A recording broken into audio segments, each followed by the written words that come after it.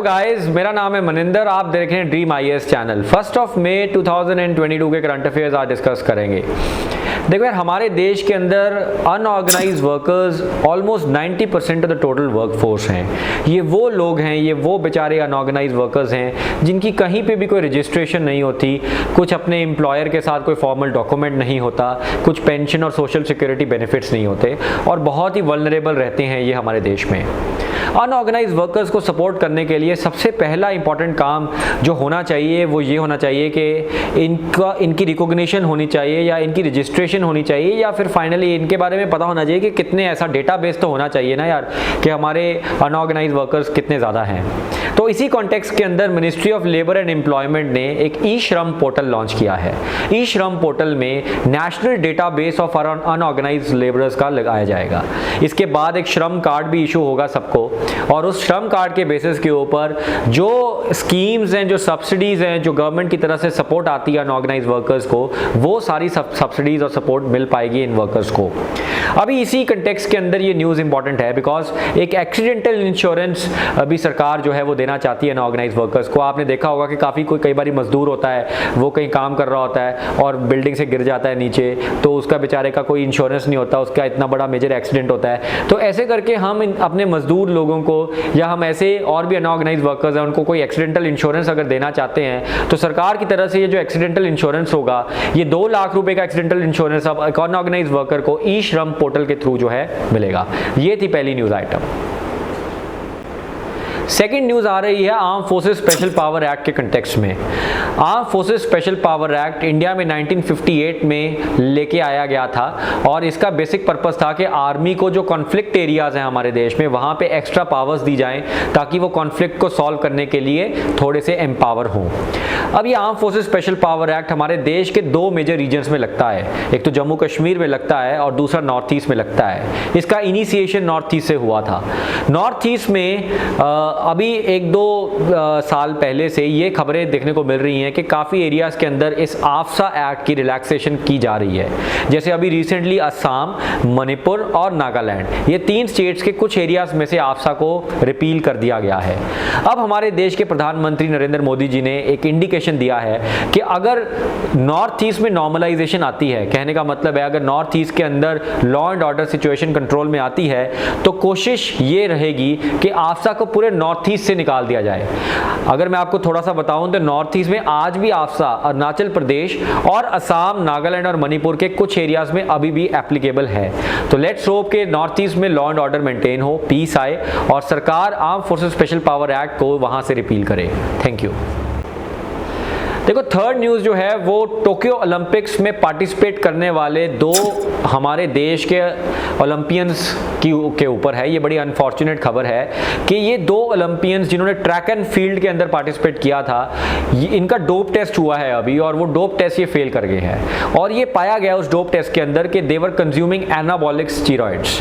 अब यार स्टीरॉइड्स तो बेसिकली आप सबको पता है कि स्टीरॉइड्स एक ऐसा केमिकल सब्सटेंस होता है, जब वो बॉडी में लिया जाता है तो वो रिएक्शंस को तेज कर देता है। 2 टाइप के स्टीरॉइड्स होते हैं। एक तो होता है प्रिस्क्रिप्शन स्टीरॉइड्स जो आपको आपका डॉक्टर देता है अगर आपको कोई बीमारी फाइट करनी है, और दूसरे होते हैं ऐसे स्टीरॉइड्स जो स्पोर्ट्समैन यूज करते हैं in terms of enhancing their performance और other kind of aesthetics as well. For example anabolic steroids क्यों लेता है? क्योंकि ये मेल टेस्टोस्टेरोन्स का एक सिंथेटिक वर्जन होता है और जब आप इस स्टीरॉइड्स को लेते हो तो आपके अंदर जो एथलेटिक्स होता है, मतलब आपका जो मसल मास होता है वो बढ़ जाता है, या फिर आपके अंदर जो परफॉर्मेंस होती है ट्रैक एंड फील्ड में वो बढ़ जाती है।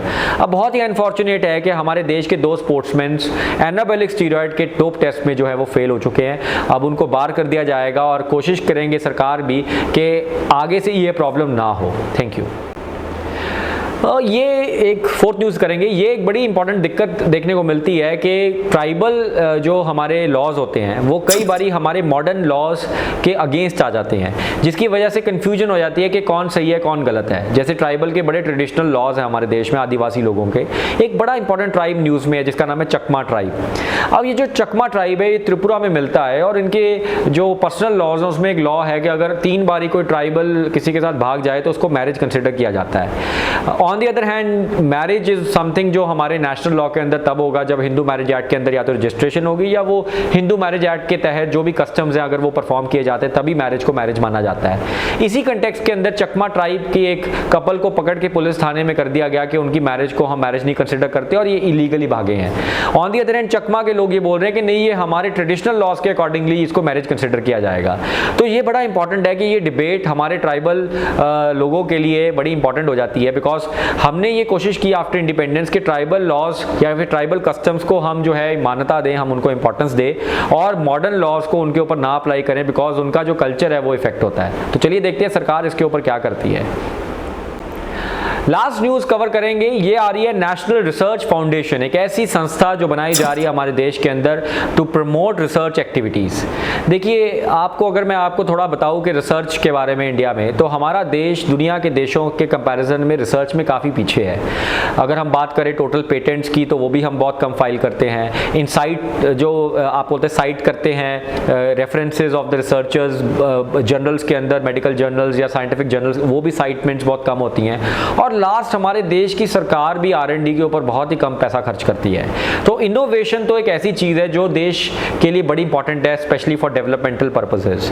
अब इनोवेशन को प्रमोट करने के लिए देश के अंदर काफ़ी चीज़ें हैं, जैसे एकेडमिक्स है, जैसे एकेडमिया है, मतलब कॉलेजेस है, यूनिवर्सिटीज़ है, या फिर कुछ इंडिपेंडेंट रिसर्च इंस्टीट्यूट्स हैं जैसे DRDO है, या फिर अगर आप देखो तो हमारे बिजनेस जो है या कॉर्पोरेट्स जो है उनके भी R&D सेंटर्स हैं। अब ये सारे जो है ना ये सिलॉस में काम करते हैं। सिलॉस का मतलब है अलग अलग काम करते हैं और इनके आपस में इंटीग्रेशन बहुत ही कम है। तो सरकार ने ये सोचा है कि एक ऐसी संस्था बना दी जाए जो इन सबको एक कनेक्शन कर दे, एक प्लेटफॉर्म पे ले आए, ताकि अगर कोई बिजनेस जो है वो रिसर्च कर रहा है, जो एकेडमिक्स को रिसर्च कर रही है, या फिर कुछ इंडिपेंडेंट रिसर्च ऑर्गेनाइजेशंस को रिसर्च कर रही हैं, ये तीनों चीज़ें कनेक्ट हो जाएं। और इस कंटेक्स्ट के अंदर सरकार ने एक बहुत इंपॉर्टेंट मिशन और बहुत इंपॉर्टेंट फाउंडेशन की अनाउंसमेंट की है जिसका नाम है नेशनल रिसर्च फाउंडेशन। अगर ये फाउंडेशन आ जाती है तो हमारे रिसर्च एंड डेवलपमेंट सेक्टर को बहुत ही क्रांतिकारी कर दिया जाएगा।